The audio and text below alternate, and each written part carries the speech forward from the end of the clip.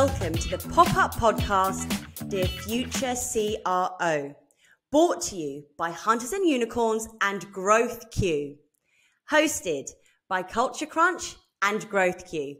And here we have the founder and CEO of GrowthQ, ladies and gentlemen, Esther Iyamu. Hi, Esther. Hello, hello. Really excited to have this conversation to talk to our future CROs. I'm so excited for this pop-up podcast. We're going to have some fun. Amazing, amazing. And today we're thrilled to be joined by Paula Hansen, President and Chief Revenue Officer at Alteryx. Hello, Paula. Hello. I'm so happy to be here today. Thank you for the opportunity to have this conversation. Thank you so much for joining us, Paula. Honestly, we're thrilled to have you as a guest. Now, I know that you guys go back, right? Is that correct? Give me some context. I will give you the skinny. Paula has always been a woman of influence in the tech industry, and I've had the privilege of working at the same company with her, but also seeking her guidance as a fellow female revenue leader, trying to also forge a path in the tech industry. And I thought Paula would be incredible to have join us, not only because of the success she's had in her career, but also in the choices she's made and how she leads dynamic and diverse teams. So Paula, without further ado, if you wouldn't mind giving us a little inkling into your journey, and if you wouldn't mind also, why sales? How'd you get here? And why did you stay? Awesome. Fantastic. Thank you, Esther. And we have gone way back. I have so much respect and inspiration from you as a revenue leader. Thrilled to see what you're doing out there in the world to really change the trajectory for sales organizations and diverse populations. So couldn't be more thrilled to have this conversation with you and to see where we can collectively take the future of sales as we go forward here. So my journey is a bit of a windy one, as most people's journeys are. And I think that's really important for people to recognize. Oftentimes people think everything's planned from the very minute that you go into college or university, and then you just sort of click away at your to-do list and everything falls into place, which I think if you talk to anyone, it doesn't happen like that for anyone. So my story is no different in that regard. I actually went to school for a electrical engineering degree because I love math and science. And as I was thinking about going into college, I thought, what can I do where I can use those two passions and make a difference in the world? And so I went into electrical engineering at Virginia Tech. So I'm a Hokie, big fan of the Hokies. And continued through that for a few years, and then did a summer internship between my junior and senior year at a power plant. And I was in a lab all summer working on things in a lab. And it really hit me at that moment. I don't want to be an engineer. I'm not into this. I'm stuck in this lab. I'm working on computers. I haven't had any really, great opportunities to talk to people and to understand at the end of the day, what is this technology that I'm working on even doing? So I had a bit of a moment in that late part of my college years to say, what am I going to do? I have this engineering degree. I don't want to be an engineer. So I reached out to my older sister. I have two older sisters who serve as great mentors to me as professional women. And they said, well, what do you want to do? You like technology, but you don't want to be an engineer. And from there, they kind of helped me discover the concept of technical sales and this idea that I can take this knowledge and love and passion that I have for technology, but still use, my love and passion for relationships, interpersonal skills, and ultimately talking about what technology does instead of what technology is. What's the impact and the outcome that technology does? Sales seem like the best path for that. So I went straight into technical sales with Texas Instruments. I went through a fabulous sales development program that they had, which I strongly advise and advocate people to leverage if they have that opportunity. And I did that for about 4 years. And then I went to Cisco, where you and I met, Esther. And I was just drawn to the concept of the internet and all the things the internet was going to unlock for different industries and different companies. And I spent the better part of 20 years there, which was really where I learned about leadership, where I learned about all the changes that sales can make as it evolves and all the opportunities that affords people for their own professional development. So I did first level leadership there for about 5 years. I did second level leadership there for about 5 years. And then my final role was leading enterprise sales in the Western US, which was just a huge opportunity and a great experience for me. So I think my big takeaway there was just understanding the role that leadership plays in charting business outcomes, but also in charting professional outcomes for individuals. And then ultimately learning that I just love, to learn more about technology and the new outcomes that can be derived. So I then moved over to SAP for just about 3 years, which was my first chief revenue officer role, where I led sales, marketing, and customer success services and partners for our customer experience cloud business, which was a great stretch opportunity for me to be pure cloud and to learn about, application software and helping people set up commerce stores and CRM platforms and customer service capabilities. So again, really mesmerized by the outcomes that technology led for those customers and organizations. And then recently joined Alteryx just about 2 years ago because we're in the business of transforming businesses to make better decisions with data, and we're in the data analytics space. So I have the great fortune to lead all the customer-facing functions here at Alteryx, 1,700 people that wake up every day thinking about how do we help customers unlock the power of their data to make, both top line and bottom line outcomes for their businesses. Love that, love that, love that. It's so interesting how your thirst for knowledge in the technology space, but also the emotional intelligence that you have, the interpersonal skills that you have, it all kind of married in, it's such a great way at the right time to really kind of forge this path for you. Why do you think you stayed in this sort of in this space? Yeah, I think 2 reasons. One is it's an opportunity to always be learning, whether it's technology or technology sales, you are never done learning. There's always something new to grasp on the technology side, of course, because it's always developing and evolving.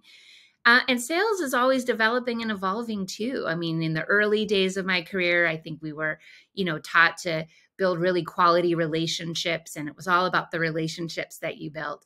Then I felt like, the mid part of my career, it was around, okay, think about solutions, make sure you're showing up and giving customers solutions to their problems. And that's what's going to win in sales. And now I think it is, evolved even more to where the sales organizations that are a little bit more prescriptive, a little bit more maybe even provocative at times, and challenging their customers to think differently about really how do you unlock the next level of outcome for your business.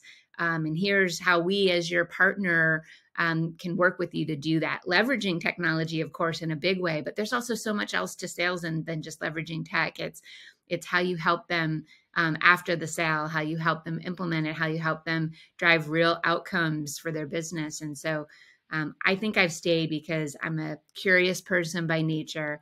I like learning. I want to feel challenged. And I think sales and tech afford the opportunity to do that. And then maybe the third reason, I said there were 2, but I'm going to slip a third one in. The third reason is it's a team sport. And I like playing team sports, right? In other words, salespeople are very important people, but the best salespeople are the ones that leverage everybody else around them, both with their customers, with their organization, with their partners, with their network. It's a team sport. And by far, I enjoy that aspect of it because of, the interpersonal relationships you can build, the things that you can learn, the leverage that you can get with diversity and diverse thought, diverse backgrounds, diverse experience and ideas to come up with the best idea is through team dynamics. I love that. I love that. You're getting me so excited. I have so many questions here. So the one thing I loved that you mentioned is that you saw an inflection point and you went to your sisters. I'm also one of 3 sisters. You went to your sisters and you sought counsel, and what they helped you see was that in sales, you still love tech, but you wanted to talk about what tech does, not just what tech is.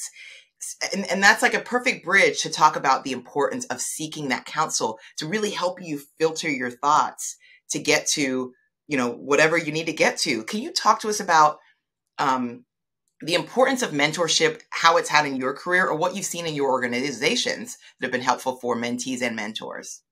Yeah. I mean, mentorship is so important, in life and in business, right? Because I think that we all know ourselves pretty well, but sometimes we can't see the forest through the trees for ourselves, right? In that case that I shared, I knew that I wasn't ready to be an engineer, but I didn't know what to do with my skills. And it wasn't until I started talking about it with people. By the way, neither of my sisters were in tech. One was in finance and one was in supply chain. They just were able to ask me questions and sort of hold the mirror up and say, what do you like to do? What do you like about technology? What do you like doing every day? Where we kind of coalesced on this concept of looking at sales. So I think mentorships are so important because it helps with that conversation, that, asking of questions and seeking insights into ourselves and seeking insights from others that help us, come to conclusions about what we want to do next or what we're good at, or, maybe sometimes having that making that hard decision that you don't want to make on your own, or you just need someone to sort of say to you, I think you know what you want to do here. You just haven't leaned into it and embraced it yet. So I think it's incredibly important. And I think mentors come in all shapes and sizes. So you can have mentors that work at the same company that you have. You can have mentors that work outside of the company. I recommend that you have both.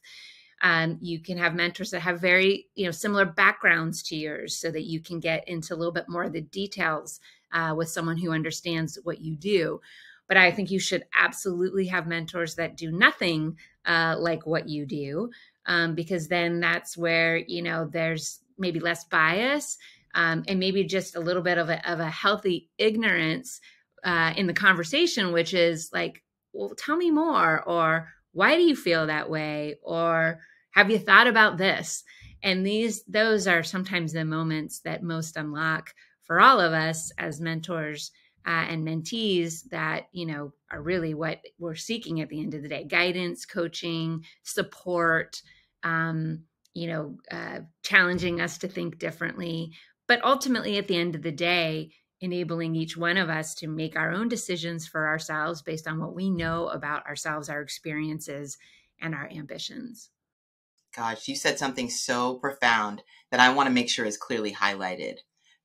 One of the greatest benefits for either mentee or mentor to come to the conversation with is great questions, but also a healthy ignorance to what you do, because it then causes you to, your brain to fire, to get all the thoughts that you think about all the time through your brain and then out through your mouth. And then somebody else has to make sense of what that is. I mean, there's just such power there in communication and knowledge sharing that happens for both the mentor and mentee, right? Oh, absolutely. I mean, in our daily lives, whether we realize it or not, we're working towards a goal, or executing on actions, we're, doing daily business, and we can't help but be really focused on that. But most of the kind of critical thinking, I think any of us would acknowledge, happens when you sort of pull away from that and, take a broader lens, and mentorships help you do that. And mentors get a lot from mentees, as you mentioned, Esther, and I can certainly vouch for that, because again, it's a different perspective. It's a different lens. It hopefully, comes from somebody that you don't have all the same experiences with. I mean, I can think of many times where I've mentored people in a different business function and been like awakened to a different view. Mentoring someone from a different generation, it can be enlightening, right? To understand, oh, I never thought of that before. That is so inspiring and amazing that I can apply that as a leader. And then, of course, just diversity of all types and experiences and thought processes. So it's very much a two-way relationship. A lot of times when I mentor mentees, all at the end say, oh, thank you so much. I can't appreciate enough, your time. And I always say, I'm getting as much out of this as you are, if not more. So there, it's mutual gratitude here, and nobody owes anybody anything. If we're doing this right, we're both learning and growing and helping each other out. And, that's been a positive experience for me. It's great to understand further that dynamic between mentor and mentee and how, as you said, Paula, mutually beneficial that relationship is. I'm keen to understand a little bit more about, as a people manager, how is leadership scaled through that pairing of mentor and mentee in your team? Yeah, I think it's important to scale it in various different ways, right? So mentorship can be one-to-many and it can be one-to-one. It can come in like a kind of prescriptive training and development format, or it can come in more of this open-ended, hey, let's have a conversation. What's on your mind? What are you struggling with? Or, what is it that you're working on that I can, be a part of and helping? So when I think about it, I think about building mentorship through all those vectors, if you will. So, for instance, at Alteryx, we have very developed leadership programs for women in sales. So we've partnered with a third-party company and have this program called SOAR, which is all about helping women who are considering being a leader. Maybe they haven't even decided definitively that they want to be a leader, but they know they want to explore it and they want some, training and some experiences to help them come to that conclusion more definitively. So that's a one-to-many example, right, of mentorship.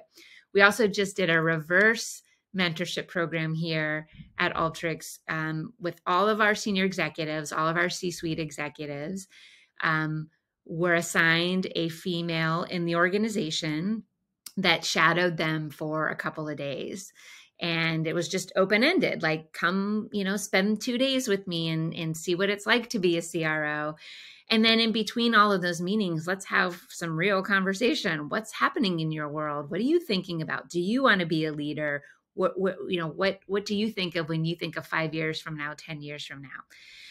And across the board, every senior executive that was a part of this program said, I got so much out of this program. We knew that, the mentees would, and they wrote these incredible summaries of what their experiences were, what they learned, what they were going to do next as an outcome of it. And the executive team said, this is what I learned from the woman that I spent time with. And so we're already talking about, we need to do another one. We can't wait another year. Like, let's try and kick one off in the next quarter. So, like I said, it comes in all different fashions. And I also always encourage people, don't wait for those programs either, right? So if you are seeking guidance, if you're seeking a mentor, if you're seeking a mentee, use your network, reach out to people, reach out to your leader and say, hey, I'm looking for a mentor. This is what I'd like to have discussions around. Can you help, connect me with someone? So that advocacy is really important as well, because it can't all be, perfectly designed. We know that. We've learned that we're far from perfect on this, and we're still trying to, evolve and make more change than we've made to date. And so that advocacy is really important. And what I'm hearing loud and clear for all of our people managers that are listening right now is that weight doesn't have to all be carried by the people manager. Like the leader, the mentorship for the tech sales talent on the team doesn't always have to sit with the people manager. You've got some great opportunity to create connection within your team or across other areas that can be mutually beneficial, right? Both for the mentor as well as the mentee.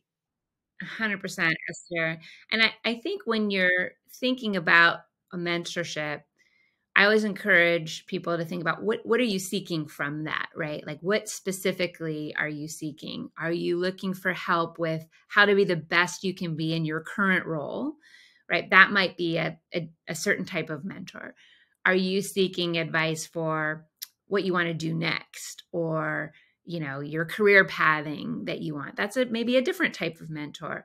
Or maybe it's I think I might want to change jobs altogether. Like I'm in sales and I want to get into finance. What do I do? Right. I mean, that is a whole nother type of mentorship. Or you're considering leadership. A lot of times I find people aren't sure if they want to be a leader or not. They think they might want to be a leader, but they don't know. So they want to talk to someone and get the real scoop on the good, the bad, and the ugly of leadership. So whatever it is, you will do yourself the best favor and get the most out of the relationship if you can kind of think about what you want, right? And so I encourage people to do that. And it's okay also to say, I don't know what I want. Let's have a discovery conversation to figure out what I want. That's okay too. But think about trying to define it, because then it's most likely you'll get the outcomes that you're looking for from it. Yeah. Yeah. I had I talk about this in keynotes and speaking events around the different types of mentorship relationships there are. And I coined part of this from the great Carla Harris. You've heard her. She's like the boss of Wall Street, probably one of the most powerful women on Wall Street. And she coined that these are the types of mentorship she learned over her several decade career. There's mentors, coaches, sponsors, and I added a fourth being your peer group. Yeah. So coaches, mentors, sponsors, and your peer group. Your peer group is, hey, look, we're all going through this at the same time. Let's compare notes and figure it out together, right? Your coaches might have a very specific subject in mind that they can really go deep on. Right. And if I liken the relationship to a tree, they're the leaves of the tree, right? They're there for that season of the thing you need to develop on. And you learn together, you exchange, but that's for that particular season that you might need that coach for. A mentor is more of they may not have the knowledge like your sisters to what tech sales really was, but they're really there to just help you. All they care about is asking the right questions to help you get to where you want to be. The last one blew my mind because I didn't realize how important this piece was for people's careers. Sponsorship. And who is your sponsor? And that is very different than your peer group, your coach, or your mentor, a sponsor. And this person is one who might open doors for you when you're not in the room. They have the political capital to speak your name in rooms where like it moves mountains and things happen. But they're also extremely busy people, likely have a lot of people reporting to them or have a lot of resources that they have to cover. So they've got a lot going on. While sponsors are incredible for your career, you can't just call someone and say, hey, would you mind being my sponsor? So like, have you had sponsors in your career, and how did you know they were? And then how was the relationship managed, or how did you leverage that relationship? And they the same? Yeah, such a great question, Esther. And the sponsorship concept is, to your point, kind of, really, game changing and at times a little bit hard to wrap your head around, that somebody would actually speak on your behalf when you're not in the room, when you haven't asked them to do anything, but they just are moved by you enough and confident enough in you to do it. I have been really lucky. I've had 2 sponsors in my life, both women. One that was working at the company that I was at the time that she was my sponsor. And the other one who was not working at the company that I was at, but was out in the industry. And I think, knew that I had interest to become a CRO. And so as she was a CRO, a multiple time over CRO. So she was getting the calls from the executive search firms and other companies. And so when she got that call and she thought it sounded like a right opportunity for me, she sponsored me into it. So just an incredible, blessing for me to have had that, 2 different times in my career.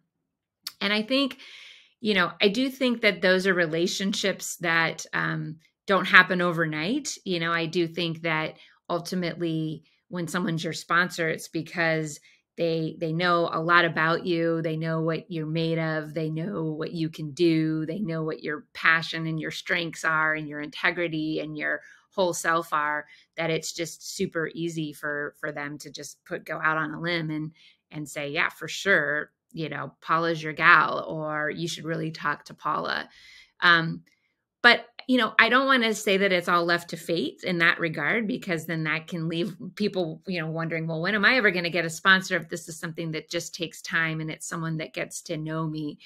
I think, you can develop sponsors by being a good participant in your own development and, building networks and learning about other people's career paths and expressing to them that you have ambitions yourself, and that you're looking to learn more, looking to give back more, you're looking to stretch yourselves, and why. And I think that when you're just open with people, even when it's not clear that there's something to be discussed or an opportunity on the table or something specific that you want their help on, I think most, people can connect those dots and through those conversations that you have think, okay, I'm going to be a sponsor for this individual because, I just believe in them. I've seen what they can do. And I know that they have intentional, aspirations that I want to be a part of helping them to reach.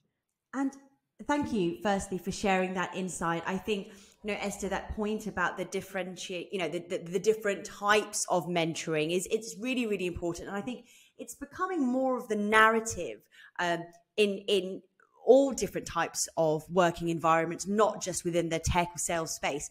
But I'm really keen to understand, Paula, what's your opinion on how we can help sponsorship be more normalized? Because at the moment, it still feels like it's that kind of, if you have it, great, but a lot of people don't have access to it and they don't know who to ask or how to be proactive. How do you think leaders can really drive that normalization of sponsorship? Yeah, I couldn't agree more.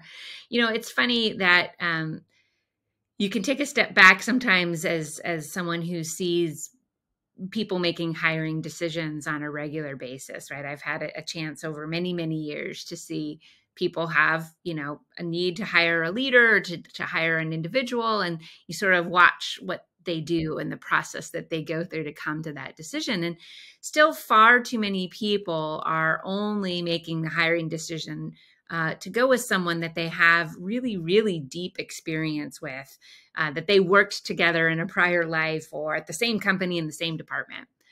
That things are never going to change if that's the way we go about making hiring decisions, right? We have to be thinking about not who I've worked with, but who Esther has worked with and who Esther's, colleague who I've never met has worked with before in a completely different industry, but has a sense of an individual's skill sets and their building blocks, not their experience, not that they've done the job before, but they have experience with the skill sets that are required for the job that I'm hiring for. So one of the ways that I think we scale sponsorship is just in our hiring practices to tell people, I am looking for at least half of your candidate pool to be someone that you've never worked with before, but that you have to go out and seek, advice from people that maybe you don't even know that well, but you can tell from their experience and their network that they would have good candidates for you to consider. So I think it's just challenging the sponsors, right? I don't think we can put the responsibility for sponsorship becoming normalized on the people seeking sponsorship. I think we have to put the requirement on the sponsors themselves and say, what are you personally doing to advocate for someone who's not in the room? What are you personally doing to reach out to your connections who may be making hiring decisions and putting ideas out there for people that you know and represent and so forth. And then I think we ultimately have to, all acknowledge that sometimes you're making a decision based on skill sets and not on experiences. And that those skill sets, lead to a trend that suggests that someone's going to be successful in this role. That's the only way we really change the trends that we're seeing, in sales and technology and anywhere, right? Is it can't all be that you have the exact experience with that individual and the exact experience with that job.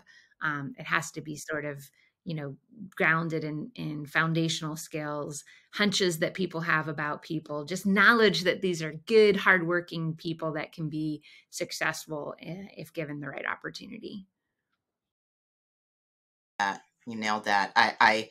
The key pieces I gathered from that is removing pedigree bias and getting out of the room for who you know, right? Like, so that CRO listening, get out of the room for just who you know or who's within your first or second degree network, and look outside of pedigree bias, because you could find some diamonds out there in terms of great folks to sponsor.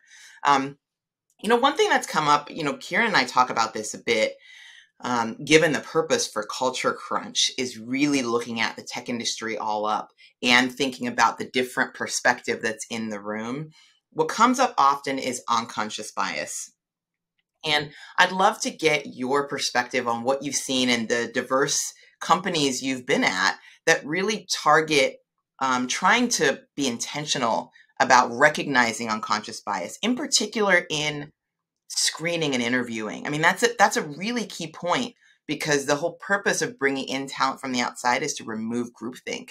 And it gets hard to remove groupthink if you're not screening for where that groupthink may lie in that inflection point and interview process. So can you talk to us a little about where you've seen great practices around removing unconscious bias or recognizing it specifically in the interview processes? Yeah.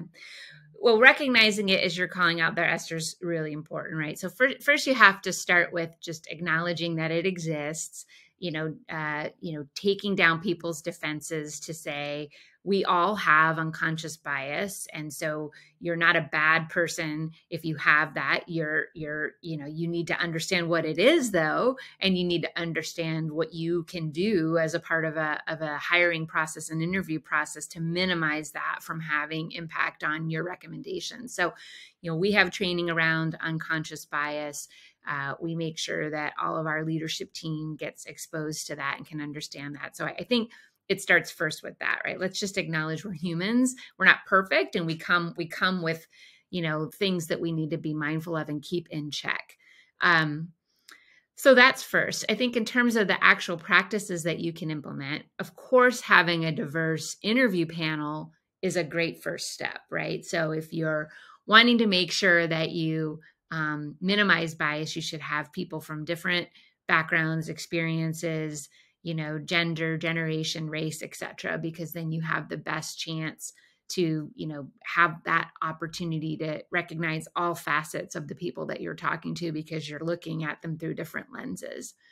And then, we track very closely our funnel of candidates, and we can see from first call to screen to first interview to second interview, third interview, and offer. We can see where our fall off is for our diverse candidate pool. And I think we've had some success in pinpointing in certain areas of that funnel, if you will. You manage it just like you manage a sales funnel. If you're seeing more fall off in a particular part of your process, going in and sort of asking the questions and saying, what is it that we talk about in this particular stage of the interview process? What is it? Who's involved in this process? What is it that we're generally, reducing the candidate pool by a lot in this particular section of the interview process? So I think that's also very important, is that you're managing it, you're tracking it, you're looking at it statistically and saying, there's something here that we need to go dive into and learn from. And then I think the third piece is, and I've sort of hit on this a couple of times, I believe in it so much, it's hard to do, but it's really differentiating. Instead of saying, tell me about a time you were an account manager, an account executive, and how you delivered the results that you delivered, asking questions like, How do you build relationships? How do you ask questions to understand what a potential buyer might be looking for? How is it that you are going to, how is it that in your life at some point you had to represent something more than your point of view? You had to represent a group's point of view or an organization's point of view. How did you do that? So breaking it down from like, tell me about the job and tell me about the experience that you have, to tell me about this set of skills that you have. And people can answer those questions in any myriad of ways, whether it's through their professional experience or even their personal experience. It gives you, insight into things about that candidate and how they would play the role that you're interviewing them for, versus just, defining it from the get-go. Tell me about your account executive experience. What really resonates with me, Paula, from that really kind of insightful answer is the honesty. Just the honesty from the beginning, the outset of let's address unconscious bias, or, let's discuss it in a forum that is transparent and candid. Let's agree that we've all got it to a different extent, and let's accept it, and let's strategize, and let's move forward. But then also the honesty at which, when you talked about looking at your interview, the process, as it were, and identifying, okay, that at that point something happened, we need to investigate further. And data is essentially honesty, right? And with that mindset, I think it's a really, really tangible way that leaders out there and future CROs out there watching this can put into place steps to really address the point that the question that Esther raised. I think that's really, really powerful. Yeah. So just moving on from that point, how does your organization kind of implement diverse interview panels? You talked earlier about having a diverse interview panel being really important, but how can your organization, how does it drive that in a tangible way? Well, I mean, I think that we, utilize the power of a centralized human resources organization and a talent acquisition organization as, sort of the governance of the overall process, right? To say, hiring manager over here has these two roles open. Let's look at who their interview panel is.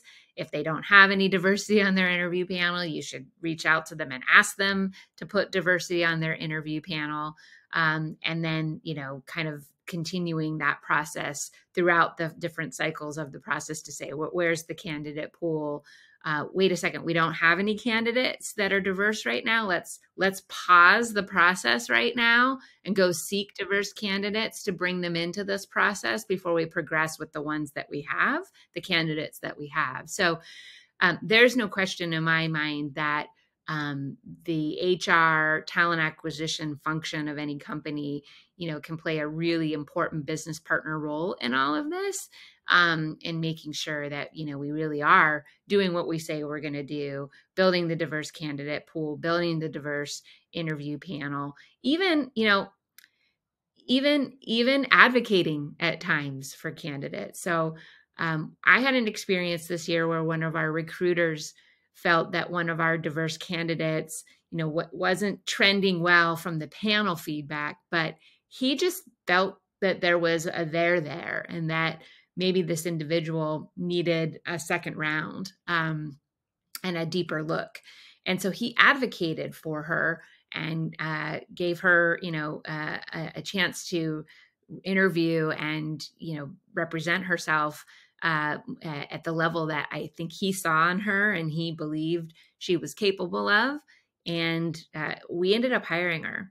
So, I think that that's, a great hero story of the importance of that sort of, talent acquisition HR function that can, sometimes, take that bigger picture and say, hold on a second. I know we're all running really, really fast. And I know that we all feel like we see where this is going, but I don't know. Can we just take a second here and re-review something, and, it ended up making a difference.